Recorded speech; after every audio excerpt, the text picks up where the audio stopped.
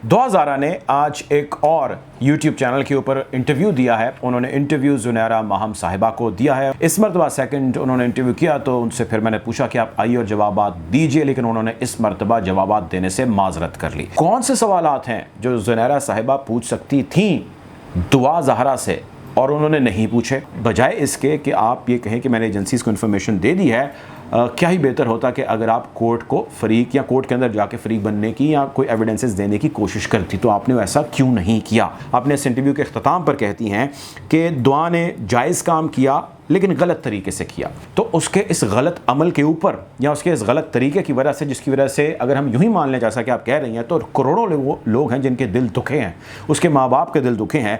आपने इस हवाले से दुआ से क्यों सवाल नहीं किए? आप ट्रैवल करके कराची से तशरीफ़ लाई लाहौर बकौल आपके। आप कैसे आई? किसके साथ आई? आप किस रास्ते से आई? कितने टोल प्लाज़ों से गुजरी? खाना कहाँ से खाया? पानी कहाँ से पिया? ड्राइवर कौन सा था? गाड़ी कौन सी थी? कितना फ्यूल लगा? कितनी मरतबा फ्यूल डलवाया? जब आप चली तो आपको ड्राइवर किस तरह राज़ी हुआ, किस तरह माना? उस बंदे से क्या क्रॉस क्वेश्चनिंग हुई? कितने टैक्सी वालों से आपने पूछना? आप एयरपोर्ट की टैक्सी पे गई तो वहाँ पे तो सबसे पहले आईडी कार्ड मांगा जाता है, वो आपके पास था नहीं। मैं उनके कराची से लाहौर आने के ऊपर 50 सवाल लिख सकता हूँ, 50 क्वेश्चंस। आप एक कर लेती सवाल। रात 10 से 12 बजे के दरमियान जो यूनिवर्सिटी है उसमें कहाँ पे बच्चियाँ बैठी हैं और वहाँ पे टैक्सी अंदर जाने ही नहीं देते। अगर आप ऊबर या क्रीम के ऊपर हैं तो उसका रिकॉर्ड दर्ज होता है वहाँ पे। ये भी होता है कि वहाँ पे एंट्री एग्जिट के ऊपर उसका रिकॉर्ड दर्ज किया जाता है। भाई उस एंट्री एग्जिट के रिकॉर्ड के हवाले से कोई क्वेश्चन कर लेती हैं आप। सारे केस के अंदर ज़रा वकला, उनकी टीम्स हैं, फिर अदालतें हैं, फिर थाने हैं, कचहरियाँ हैं। इन हर जगह पर जाने का, आने का, खाने का, पीने का, मोबिलिटी का, मूवमेंट का पाकिस्तानी सिस्टम में रहते हुए भाई ये पैसा लगाना पड़ता है। तो वो पैसा कौन लगा रहा है? हम मान लेते हैं आपकी बात ज़ुनैरा साहिबा कि सारी दुनिया या majority of people are wrong. हम ये मान लेते हैं majority of people are wrong, आप ठीक हैं। तो ये सवाल जो मैंने लिखे हैं इनमें कौन सा सवाल है जो गलत है? बिस्मिल्लाहिर्रहमानिर्रहीम, अस्सलाम वालेकुम। आप देख रहे हैं व्यूज़ मैटर, मैं हूं मुर्तज़ा डार। दुआ ज़ारा ने आज एक और YouTube चैनल के ऊपर इंटरव्यू दिया है और उनके साथ उनके मुबैना शौहर भी थे जिन्होंने ये इंटरव्यू दिया है और उन्होंने इंटरव्यू ज़ुनैरा माहम साहिबा को दिया है। उन्होंने आज अपने YouTube चैनल के ऊपर उस इंटरव्यू को अपलोड किया है। अगर आपने नहीं देखा तो पहले इस वीडियो को देखने से पहले मैं आपको सजेस्ट करूँगा कि आप जाइए उस इंटरव्यू को देखिए और उसके बाद इस वीडियो को आप सुनिए तो आप ज़्यादा बेहतर समझ पाएंगे।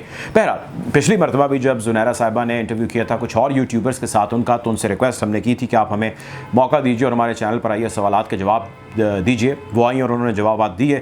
इस मरतबा सेकंड उन्होंने इंटरव्यू किया तो उनसे फिर मैंने पूछा कि आप आइए और जवाबात दीजिए, लेकिन उन्होंने इस मरतबा जवाबात देने से माजरत कर ली। बहरहाल मैं आपके सामने अपनी कुछ फाइंडिंग्स रखता हूँ और इसमें कुछ सवालात हैं जो मैं चाहता था कि मैं ज़ुनैरा साहिबा से बेस्ड ऑन दिस इंटरव्यू पूछूँ। अच्छा, अब इस वीडियो का बाकायदा आगाज़ करते हैं। मैं आपके सामने उस इंटरव्यू जो उन्होंने किया है दुआ ज़हरा और उनके मुबैना शौहर का, उसके हवाले से कुछ चीज़ें रखता हूँ, कुछ अपनी ऑब्जर्वेशंस रखता हूँ और इसके मैंने कुछ हिस्से डिवाइड किए हैं। सबसे पहले तो इसका टेक्निकल हिस्सा है, बड़ा ज़रूरी है और आप लोगों ने सुनना है और समझना है इसको।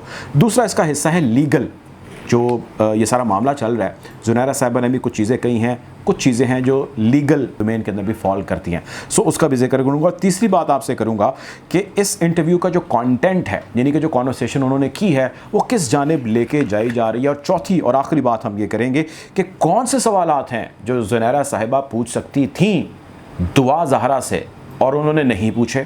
खैर, गुफ्तगू का बाकायदा आगाज़ करते हैं। टेक्निकल हिस्सा सबसे पहले मैं आपको समझाता हूँ। बहुत सारे लोग जिन्होंने वो ज़ुनैरा साहिबा का इंटरव्यू दुआ के साथ सेकंड इंटरव्यू देखा है, उनको शायद यूँ गुमा हुआ हो या उनको लगा हो कि जिस तरह ऑडियो पे टेलीफोन पे आप बात करते हैं किसी से, जिस तरह मैंने आपको टेलीफोन मिला लिया या आपने मुझे फ़ोन मिला लिया और हम बात कर रहे हैं और इस तरह ये इंटरव्यू हो रहा है या आपके कान में कोई IFP या कोई हैंड फ्री लगी है। ये मेरी दानिश अंडरस्टैंडिंग के मुताबिक ऐसा नहीं है। इसको हम कहते हैं रिकॉर्डेड इंटरव्यू, ठीक है। और इस रिकॉर्डेड इंटरव्यू के लिए तरीकाकार ये होता है कि आप लिख के या तो अपने सवालात भेज देते हैं या वॉइस नोट के जरिए आप सवालात भेज देते हैं और उसमें आप बताते हैं कि ये क्वेश्चन नंबर 1 ये है और क्वेश्चन नंबर 10 ये है, और उसको अपनी समझ अकल के मुताबिक या जिस भी बंदा बैठा होता है माहौल में उसके मुताबिक उसको समझने के बाद उसके जवाब दे देता है। अब मैंने सवाल भेजे और मुझे जवाब रिकॉर्ड होके आ गए। अब ये मेरा इख्तियार है कि मैंने दोबारा कैमरे पे आना है और आके उन्हीं सवालों को दोहराना है। मैं चाहूँ तो उन सवालों के कुछ या आधे मतन को उठा लूँ और उसमें अपनी मर्ज़ी की कोई ना कोई चीज़ ऐड कर सकता हूँ, बेशक वो कोई फेशियल एक्सप्रेशन ही क्यों ना हो या बेशक वो कोई ज़्यादा हैवी ड्यूटी किस्म के जुमले ही क्यों ना हो, so this always remains in my control. This is point number 1। So technical इसकी ग्राउंड ये थी। दूसरी चीज़ ये है कि जो बड़ी गौर तलब है वो ये है कि वो है इसका लीगल ग्राउंड। लीगल ग्राउंड वो ये है कि इसमें ज़ुनैरा साहिबा ये फरमाती हैं, मैं उनसे सवाल करना चाहता था, जानना चाहता था। उन्होंने ये कहा कि मेरे पास मेहदी काज़मी जो दुआ के वालिद हैं उनके हवाले से कुछ सबूत हैं, मेरे पास कुछ इन्फॉर्मेशन है, और ये लोग मुझसे कह रहे हैं कि जी आप इन्फॉर्मेशन एजेंसीज़ को या इदारों को क्यों नहीं देती। तो अब मैं उन लोगों को बताना चाहती हूँ कि वो इन्फॉर्मेशन मैंने एजेंसीज़ को और इदारों को दे दी हैं। सो मैं उनसे जवाब ये हासिल करना चाहता था कि इस सारे केस से एजेंसीज़ का और इस सारे केस से जो इदारे जिनकी जानिब वो इशारा कर रही हैं इंटेलिजेंस के, उनका कोई ताल्लुक़ नहीं है। ये प्योर पुलिस का मैटर है और ये प्योर कोर्ट का मैटर है। इसके अंदर पुलिस जो कुछ भी कर रही है वो बेस्ड ऑन दी FIR है जो उसके बाप ने लॉन्च की, एक चीज़। और दूसरी चीज़ ये है कि इस केस के अंदर जो डायरेक्टिव्स दिए जा रहे हैं कोर्ट्स की जानिब से, ऑनरेबल जज साहब की जानिब से, उनके ऊपर पुलिस जो है वो कार्रवाई कर रही है। हाँ, अगर किसी जगह में FIA से कोई हेल्प लेना चाहती है पुलिस, तो वो FIA को एंगेज करके उससे हेल्प ले सकती है या उसने ली होगी। बहरहाल आपके पास जो इन्फॉर्मेशन थी, आपने उस इन्फॉर्मेशन को उन लोगों को पहुंचा दिया। तो क्या ही बेहतर होता, या आपका इसके ऊपर क्या कहना या क्या आपकी राय है, मैं जानना उनसे चाहता था कि आप एक एप्लीकेशन सादा सी पुटअप करती, अभी भी ट्रायल कोर्ट के अंदर केस चल रहा है, आप उसमें पुटअप कर दें, या सुप्रीम कोर्ट के अंदर बड़ी जल्दी जो है इसकी हेयरिंग हम उम्मीद कर रहे हैं कि शुरू होने वाली है, आप उसके अंदर एक एप्लीकेशन पुटअप कर दें और कहें जाके जी या तो मैं इसके अंदर फ्रीक बनना चाहती हूं क्योंकि मेरे पास ऐसे सबूत आ गए हैं, या मेरे पास ऐसे कुछ एम्पिरिकल एविडेंसेस हैं, ऐसे सबूत हैं, ऐसे शवाहिद हैं जो इस केस के अंदर बड़े हेल्प आउट होंगे जिस भी पार्टी को हों, लेकिन वो सबूत आप लीजिए। ऐसी बहुत सारी माजी में मिसालें मौजूद हैं। तो आप बजाय इसके कि आप ये कहें कि मैंने एजेंसीज को इन्फॉर्मेशन दे दी है, क्या ही बेहतर होता कि अगर आप कोर्ट को फ्रीक या कोर्ट के अंदर जाके फ्रीक बनने की या कोई एविडेंसेस देने की कोशिश करती। तो आपने ऐसा क्यों नहीं किया? ऐसा होना बड़ा ज़रूरी था। खैर आगे चलते हैं। अगली चीज़ ये है कि इस इंटरव्यू के कंटेंट, यानी कि जो भी उन्होंने उसके साथ कॉन्वर्सेशन किया, मैंने उसके कुछ हिस्सों में डिविजन्स किए हैं अपनी अकल समझ और दानिश के मुताबिक। एक जो इसका हिस्सा है वो है क्लियरिंग द एलिगेशंस, यानी कि जो पहला इंटरव्यू हुआ उस इंटरव्यू के अंदर जितने भी एलिगेशंस बड़े बड़े रेज किए गए, बड़े बड़े या छोटे छोटे एलिगेशंस रेज किए गए उस इंटरव्यू कंडक्ट किए जाने के हवाले से, उस पे कुछ एलिगेशंस थे और उन एलिगेशंस का इसके अंदर जिक्र किया गया और उस पे दुआ से क्लियरेंस ली गई। मिसाल के तौर पे पहला एलिगेशन जो क्लियर कराया गया वो था जामे शीरी वाला कि जी जामे शीरी की कोई किसी किस्म की जो है वो ब्रांडिंग नहीं हुई, यानी दोबारा जामे शीरी को दोहराया गया और दोबारा जामे शीरी का जिक्र करके क्लियर किया गया। फिर दुआ के जो है वो एक गद्दी थी जिसके ऊपर वो बैठी हुई थी, ये बड़ा ऑब्जेक्शन रेज हुआ कि जिसकी उम्र कम है, वो छोटी लगती है, वो छोटी दिखती है क्योंकि वो छोटी है, इसलिए उसको गद्दी पे बिठा के बड़ा शो करने की कोशिश की गई थी, उसको मेकअप ऐसा किया गया था वगैरह वगैरह। सो इस किस्म की जो चीज़ें हैं उसका भी एलिगेशन जो है वो लगाया गया और उसको क्लियर कराया गया, जिसमें उस बच्ची ने बताया जी मैं फ़ास्ट फूड ज़्यादा खाती हूँ और मतलब जंक फूड ज़्यादा खाती हूँ, जिस वजह से जो है वो मेरा वज़न ज़्यादा नहीं बढ़ा और मैं छोटी लगती हूँ, लेकिन मैं बड़ी हो चुकी हूँ, मेरी उम्र 17 साल है। फिर एज का फैक्टर आ गया जिसके अंदर उसने एक मरतबा फिर बताया कि जी मेरी एज 17 साल है और मैं अपनी एज में जो है मेरी तस्वीरें जो चलाई जा रही हैं सोशल मीडिया के ऊपर वो मेरी कम उम्र की चलाई जा रही हैं, अब तो मैं बड़ी हो चुकी हूँ। तो चुनाचे उसमें और इन तस्वीरों में बड़ा फ़र्क है, यानी कि जो एलिगेशन रेस किया गया कि वो कम उम्र है उसको दोबारा इसके अंदर क्लियर किया गया।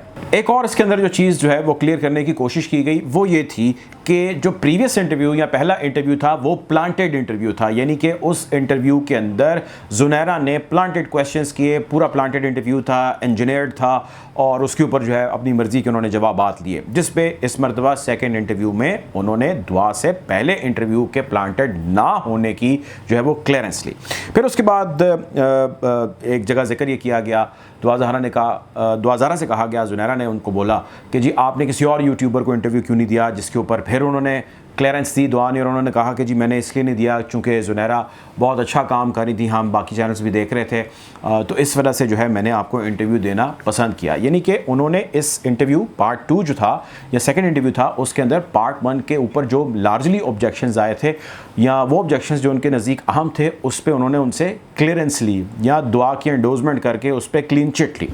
अच्छा, ये तो हो गया इसका एक आंसर। दूसरा इसका आंसर जो मैंने ऑब्ज़र्व किया वो ये था और बड़ा खौफनाक था, वो था कि दुआ ज़हरा की जो फैमिली है, उसके माँ बाप और उसके बाकी ख़ानदान के लोग, उनके ऊपर बहुत सवेयर किस्म के एलिगेशंस लगाए गए। मैं आपके सामने कुछ चीज़ें रखता हूँ। मिसाल के तौर पे इसमें मैं चाहता था कि ज़ुनैरा साहिबा मेरे पास आएँ तो मैं उनसे कुछ सवालात करूँ। मिसाल के तौर पे सवाल मेरा ये है कि एक जवाब में कह रही हैं दुआ साहिबा या दुआ ज़हरा कह रही हैं कि मैं अपने बाप से नफ़रत पैदा हो रही है, मैं उनसे मज़ीद नफ़रत करने लग गई हूँ। तो कौन सी ऐसी बेटी है जो अपने बाप से यूँ नफ़रत करने लग जाए, और इस किस्म के बाप से या ऐसे बाप से जो उसके साथ आज भी स्टैंड किए हुए है। क्या ही बेहतर होता कि कुछ और सवालात कर लिए जाते जो किए जा सकते थे सवालात, मैं आगे चल के उसका जिक्र करता हूँ। फिर उसके अंदर ये कि जो दुआ के वालिद हैं मेहदी काज़मी साहब, उनकी पसंद की शादी के हवाले से बार बार सवाल किया गया। आप इससे प्रीवियस जो वीडियोस थी उसके अंदर भी उनकी पसंद की शादी का जिक्र किया गया। ये भी कहा गया कि उन्होंने भाग के शादी की है, फिर ये भी कहा गया कि उनकी अपनी शादी पसंद की थी, ये नहीं होना चाहिए था। फिर उसके बाद कहा गया कि सवाल किया गया कि दुआ आपके वालिद साहब जो है या आपके जो फादर हैं वो इतने झूठ क्यों बोलते हैं, जिसके जवाब में उन्होंने फिर जिक्र किया या उसका आंसर उन्होंने दिया, जिसमें उन्होंने जिक्र किया कि जी मेरे वालिद साहब जो है वो अकेले नहीं हैं, उनके और बहन भाई भी हैं। फिर उन्होंने 2 दादे और 2 दादियों का जिक्र किया दुआ ज़हरा ने।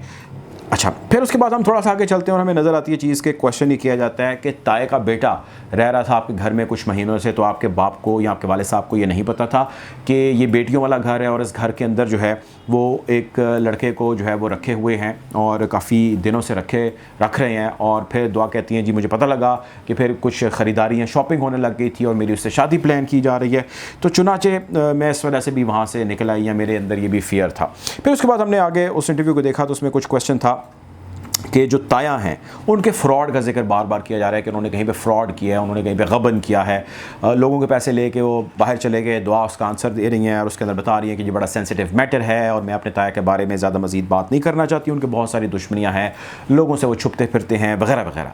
अब इस सारी कॉन्वर्सेशन में जो मैं आपके साथ कर रहा हूँ, और ये वो कॉन्वर्सेशन दुआ ने की है ज़ुनैरा के साथ या ज़ुनैरा ने की है दुआ के साथ, इस कॉन्वर्सेशन के अंदर उनके बाप की नफ़रत के बारे में बात होना, इस कॉन्वर्सेशन के अंदर बाप की पसंद की या भाग के शादी के बारे में बात होना, इस कॉन्वर्सेशन के अंदर दुआ आपके वालिद इतना झूठ क्यों बोलते हैं इसका बार बार जिक्र होना, दादा दादी 2 दादों और 2 दादियों की शादी, वटे सटे की शादी का जिक्र है और फिर बाकी बहन भाइयों का जिक्र होने लग गया, उसका बार बार जिक्र होना। इस सारी कॉन्वर्सेशन के अंदर ताया के बेटे का जिक्र आना, ताया के फ्रॉड का जिक्र आना, फिर उसके बाद आगे चल के मामू का भी जिक्र आ जाना कि जी जो दुआ के मामू हैं, जो बकौल दुआ के उस इंटरव्यू में कह रही हैं कि वो एक वकील थे, इंग्लैंड में थे गालबन, और उन्होंने वहाँ पे एक केस डील किया और एक खातून की तलाक करवाई और उसके बाद उन्होंने उसी से शादी कर ली। भाई अब मामू हैं, ताया हैं या उसके वालिद हैं, उनके करैक्टर के हवाले से जो कुछ इस कॉन्वर्सेशन में इस्टेब्लिश किया जा रहा है उसका मकसद ये है कि इस बात को बावर कराया जा सके दुनिया के सामने, या जो कोई भी इसको सुन रहा है, ज़ाहिर है हर घर में और हर जगह पे ये इन्फॉर्मेशन जाती है, दुआ के वालिद साहब और उसके घर वाले कुछ बुरे या बद करैक्टर के लोग हैं और वो सारी उम्र गलत काम, खैर उसका वो जिक्र भी कर रही हैं अपने इंटरव्यू में ज़ुनैरा साहिबा, कि वो अपने सारी ज़िंदगी गलत काम करते आए हैं या जो भी वो करते आए हैं, और उसके बाद उसका जिक्र अपने बच्चों के सामने जब वो करते हैं और वही काम उनके बच्चे करते हैं तो उनको फिर कैसा लगता है, उसके ऊपर वो इतने तिलमिलाते क्यों हैं वगैरह वगैरह। अब इस सारे के अंदर इस कॉन्वर्सेशन को मैंने नाम दिया है फादर एंड फैमिली एलिगेशंस। सो ये उनके वालिद साहब और उनकी फैमिली के ऊपर एलिगेशन लगाए गए, यकीनी तौर पर डिलिबरेटली लगाए गए, और इन एलिगेशंस का इस केस के एम्पिरिकल एविडेंसेस से कोई ताल्लुक़ मैं समझ नहीं पाया।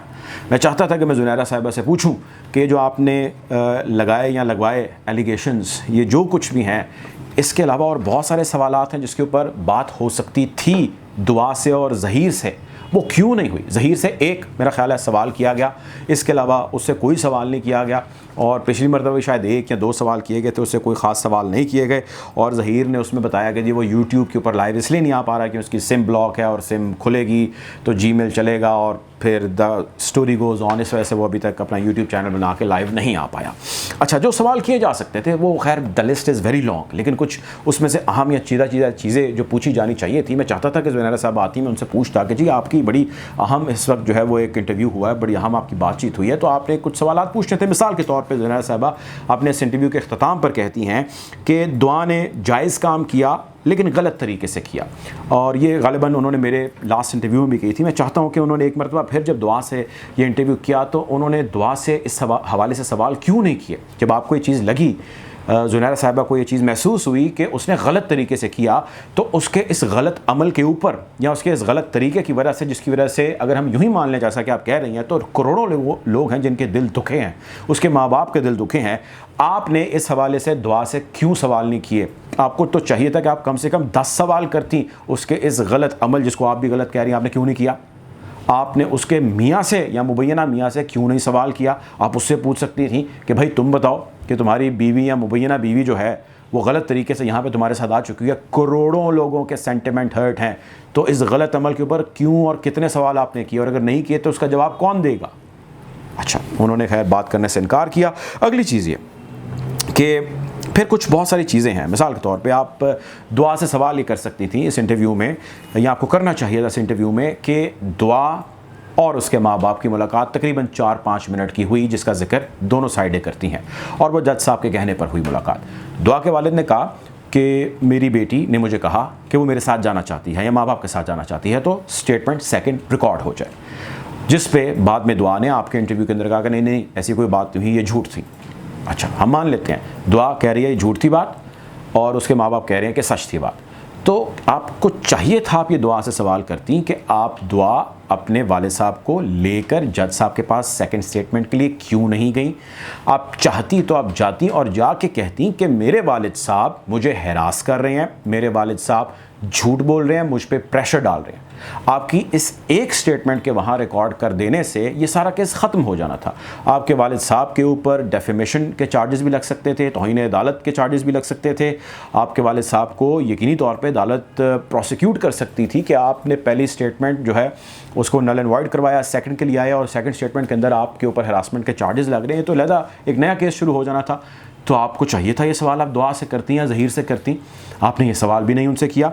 आपको चाहिए था कि आप ये सवाल करती दुआ से कि दुआ बेटे आप ये बताओ कि आप ट्रैवल करके, जो आपने पहले इंटरव्यू में इंकशाफ किया, आप ट्रैवल करके कराची से तशरीफ़ लाई लाहौर बकौल आपके, आप कैसे आईं, किसके साथ आईं, आप किस रास्ते से आईं, कितने टोल प्लाज़ों से गुजरी, खाना कहाँ से खाया, पानी कहाँ से पिया, ड्राइवर कौन सा था, गाड़ी कौन सी थी, कितना फ्यूल लगा, कितनी मरतबा फ्यूल डलवाया, जब आप चलीं तो आपको ड्राइवर किस तरह राज़ी हुआ, किस तरह माना, उस बंदे से क्या क्रॉस क्वेश्चनिंग हुई, कितने टैक्सी वालों से आपने पूछना, आप एयरपोर्ट की टैक्सी पे गई तो वहाँ पे तो सबसे पहले आईडी कार्ड मांगा जाता है, वो आपके पास था नहीं। मैं उनके कराची से लाहौर आने के ऊपर 50 सवाल लिख सकता हूँ, 50 क्वेश्चंस। आप एक कर लेती सवाल कि यार आप हमें उसकी पूरी आइटेनरी, आप हमें उसकी पूरी डिटेल बताइए। आप यहाँ लाहौर पहुँचती हैं और जो आप टाइम बता दी उसके मुताबिक तकरीबन रात 10-12 बजे का वक्त है, कौन सी यूनिवर्सिटी खुली हुई है रात 10-12 बजे। मैं पंजाब यूनिवर्सिटी कई हज़ार मरतबा जा चुका हूँ, मैं वहाँ से पढ़ भी चुका हूँ, मल्टीपल डिग्रीज़ वहाँ से ले चुका हूँ, उसके चप्पे चप्पे से वाकिफ़ हूँ। मुझे ये भी पता है कि कहाँ पे कौन सा हॉस्टल है, कौन सी ग्राउंड है, कहाँ पे बच्चे बैठते हैं, कहाँ पे बच्चियाँ बैठती हैं, कहाँ पे रहाइश गए लोगों की। सो मैं भी वहाँ पे जाता हूँ, वॉक करने भी कभी कभी चला जाता हूँ। तो मुझे आप ये बताइए कि रात 10 से 12 बजे के दरमियान जो यूनिवर्सिटी है उसमें कहाँ पर बच्चियाँ बैठी हैं, और वहाँ पे टैक्सी अंदर जाने ही नहीं देते। अगर आप ऊबर या करीम के ऊपर हैं तो उसका रिकॉर्ड दर्ज होता है वहाँ पे। ये भी होता है कि वहाँ पे एंट्री एग्जिट के ऊपर उसका रिकॉर्ड दर्ज किया जाता है। भाई उस एंट्री एग्जिट के रिकॉर्ड के हवाले से कोई क्वेश्चन कर लेती हैं आप। फिर आप वहाँ पे गई, उन बच्चियों ने पैसे आपको फ़ोन कराया टैब के ज़रिए, पर उसके बाद वो बंदा आपका आया, मुबैना शौहर आपका आया ज़हीर, उसने आके 22,000 रुपये गालबन थे वो दे दिए। इसके ऊपर कोई मैंने अर्ज़ किया 50 सवाल हो सकते थे, कोई एक सवाल आप कर लेती, मतलब बजाय इसके कि उसके वालिद की या उसके मामू की या उसके ताया की करैक्टर असैसिनेशन पे कॉन्वर्सेशन रखी जाती। Why not on this? अगली बात, एक बहुत ही अहम सवाल, वो सवाल आप दुआ से कर सकती थी, आप ज़हीर से कर सकती थी, दोनों से कर सकती थी, किसी एक से कर सकती थी। वो सवाल आपका ये होना चाहिए था, आप उनसे ये पूछती कि बेटे आप ये बताइए कि आप जो बकौल पहले इंटरव्यू के ज़हीर ने कहा कि जी वो 80,000 रुपये महीना कमा लेता है, आईफोन की रिपेयरिंग करता है, और गालिबन उसने कहीं कहा कि जी मेरा हफीज़ सेंटर के अंदर भी जो है वो काम मैं करता था, या मुझे लोग जानते हैं मैं करता हूँ, वगैरह वगैरह। तो आप 2 महीने से तो इस केस के अंदर उलझे हुए हैं, आपकी पेशियाँ हो रही हैं, कभी आप किसी शहर में हैं तो कभी आप किसी शहर में हैं। 2 महीने से आप पैसे, ज़ाहिर है हमें समझ ही आती है कि आप पैसे नहीं कमा रहे, तो हमें जवाब दीजिए कि इस 2 महीने से आप पैसे अगर नहीं कमा रहे तो आपका ख़र्चा पानी कौन चला रहा है? फिर आप हमें ये बताइए दुआ और ज़हीर कि सारे केस के अंदर ज़रा वकला, उनकी टीम्स हैं, फिर अदालतें हैं, फिर थाने हैं, कचहरियाँ हैं, इन हर जगह पे जाने का, आने का, खाने का, पीने का, मोबिलिटी का, मूवमेंट का, पाकिस्तानी सिस्टम में रहते हुए भाई ये पैसा लगाना पड़ता है। तो वो पैसा कौन लगा रहा है? और आप ये भी जानते हैं बात कि ऐसे केसेस के अंदर जब वो इतने हिद्दत और शिद्दत के इतने मैसिव हो जाते हैं, उनमें फीसिस भी हल्की नहीं। हम मान लेते हैं जी फ्री ऑफ कॉस्ट उनका केस लड़ा जा रहा है, still you need money. Where is that money coming from? आपके जो ज़हीर साहब हैं उनके भाई एक पीएन के तौर पे काम करें पंजाब यूनिवर्सिटी में, वो पीएन के तौर पे कितना पैसा कमा लेते हैं? वैसे वो छुट्टियों पे थे, अभी गालिबन उन्होंने दोबारा रिज्यूम किया अपना काम। आपकी वालिदा गालिबन काम कर रही हैं वहाँ पे एक आया के तौर पे, वो कितने पैसे वहाँ पे कमा लेती हैं? यानी वालदा का और उनके भाई का जो अर्निंग हैंड हो सकता है या उनका अर्निंग सोर्स हो सकता है वो कितना स्ट्रॉन्ग हो सकता है। अब ये जो सारा कुछ चल रहा है, खाना पीना, उठना सोना जागना, बिजली चलना, पानी चलना, गैस चलना, यानी कि ऑपरेशनल कॉस्ट जो होती है, ये कौन बेयर कर रहा है? ज़ाहिर है ज़हीर तो कहीं पे काम पे जा नहीं रहा, वो तो इस वक्त बगौल उसके इस मोहब्बत को कामयाब करके अपने घर पर बैठा हुआ है पूरी दुनिया से लड़ाई लेके, बगौल ज़हीर के और बगौल आपके। और आप कह भी चुके हैं कि हमारी भाभी हैं ये, और हम हमारी इन भाभी को हम वेलकम करते हैं पहले इंटरव्यू के अंदर। तो ये सवालात आपने उनसे क्यों नहीं किए? आप हमें या हमारे इस प्लेटफॉर्म पे आइए, हमसे कॉन्वर्सेशन कीजिए, हमें कॉन्वर्सेशन के अंदर बताइए कि आपने उनसे ये सवालात जो है वो क्यों नहीं पूछे। लोग ये जानना चाहते हैं ये, और इससे जुड़े और बहुत सारे सवालात हैं जो सवालात ज़हीर और उसके मुबैना शौहर से किए जा सकते थे। आपने उन सवालात को क्यों इग्नोर किया? हम मान लेते हैं आपकी बात ज़ुनैरा साहिबा कि सारी दुनिया या majority of people are wrong, हम ये मान लेते हैं majority of people are wrong, आप ठीक हैं। तो ये सवाल जो मैंने लिखे हैं इनमें कौन सा सवाल है जो गलत है? कौन सा सवाल है जो आप उनसे नहीं पूछ सकती थी? इस सारी कॉन्वर्सेशन के अंदर उसके बाप की करैक्टर असैसिनेशन, उसके ताया की करैक्टर असैसिनेशन, उसके मामू की करैक्टर असैसिनेशन खुद या दुआ के ज़रिए होना, मैं बीइंग अ जर्नलिस्ट समझता हूँ कि हम चीज़ों को डायरेक्शन किस तरह दे सकते हैं, और बतौर जर्नलिस्ट हमारे क्या क्या काम और क्या क्या फ़राइज़ हैं। जो मेन सवालात हैं उन पे हम सवालात जब ना करें तो फिर वो बहुत सारे सवालात हैं जिनको जन्म दे देते हैं।